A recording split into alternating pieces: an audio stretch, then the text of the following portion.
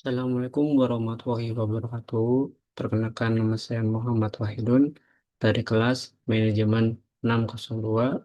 Saya akan mempresentasikan sebuah hasil observasi yaitu pada PT Jion Manufacturing Indonesia.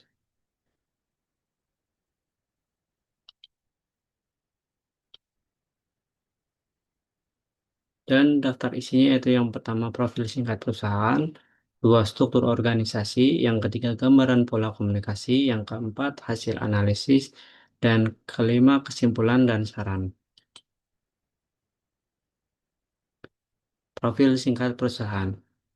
PT Jion Manufacturing Service Indonesia adalah anak perusahaan dari Jion Holding Ltd, sebuah perusahaan penyediaan jasa perakitan dan pengujian semikonduktor yang berbasis di Singapura. Didirikan pada tahun 1996, PT Jion Manufacturing Service Indonesia berlokasi di kawasan industri KIC, Karawang, Jawa Barat. Perusahaan ini bergerak di bidang manufacturing, komponen listrik, khususnya dalam perakitan dan pengujian semikonduktor. PT Jion Manufacturing Service Indonesia melayani berbagai klien global termasuk perusahaan Forbes dan produsen berskala internasional, serta berperangkat terintegrasi yang beralamat di Jalan Malegi, Lot A2 sampai 4, kawasan industri KIC, Teluk Jambe Timur, Karawang, 41361. Struktur organisasi PT Jion Manufacturing Service Indonesia yaitu Direktur Utama yaitu Suryo Kelana, Direkturnya Supardi Atmaja, Manajer SDM Muhammad Tigo Susilo, Manajer Assembly Engineering yaitu Thomas, Manajer Proses Engineering yaitu Pardiman, Manajer Produksi yaitu Mita Yulianti, Manajer IT yaitu Tania Putri, dan Manajer Keuangan yaitu Tommy Tampu Bolon, serta Kepala Divisi HRD yaitu Siti Khofifah, serta Kepala Divisi Produksi yaitu Fahmi Baldi. Gambaran pola komunikasi.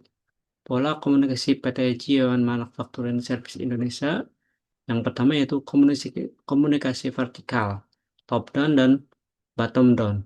Informasi dari manajemen disampaikan melalui rapat rutin dan memo internal. Sebaliknya, karyawan dapat menyampaikan masukan atau keluhan melalui kotak saran. Yang kedua yaitu komunikasi horizontal. Terjadi antar departemen untuk koordinasi proyek dan penyelesaian masalah operasional. Yang ketiga yaitu media komunikasi perusahaan menggunakan email internet, sistem manajemen informasi, dan aplikasi pesan instan untuk komunikasi sehari-hari. Yang keempat yaitu bahasa komunikasi. Bahasa komunikasi. Bahasa komunikasi menggunakan bahasa Indonesia sebagai bahasa utama dalam komunikasi internal dan dengan penggunaan bahasa Inggris untuk komunikasi dengan kantor pusat dan klien internasional. Hasil analisa. Berdasarkan hasil observasi dan wawancara dengan beberapa karyawan ditemukan bahwa satu, efektivitas komunikasi antar departemen cukup efektif, terutama dalam koordinasi produksi dan pengendalian kualitas. Yang kedua yaitu kendala komunikasi. Terdapat kendala komunikasi lintas departemen seperti keterlambatan informasi dan kurangnya pemahaman terhadap instruksi yang diberikan. Yang ketiga yaitu penggunaan teknologi.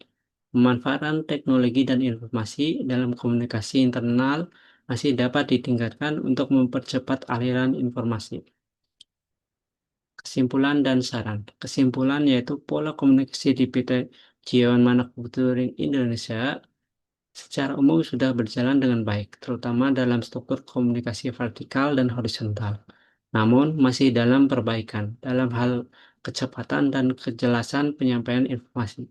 Sarannya yaitu yang pertama, pelatihan komunikasi efektif, mengadakan pelatihan bagi karyawan untuk meningkatkan keterampilan komunikasi, terutama dalam menyampaikan dan menerima informasi secara jelas dan tepat waktu.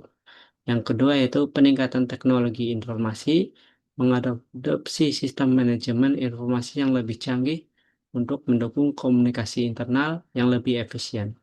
Yang ketiga yaitu evaluasi rutin, melakukan evaluasi rutin terhadap sistem komunikasi yang ada untuk mengidentifikasi dan mengatasi hambatan komunikasi secara proaktif. Demikianlah jawaban dari saya. Assalamualaikum warahmatullahi wabarakatuh.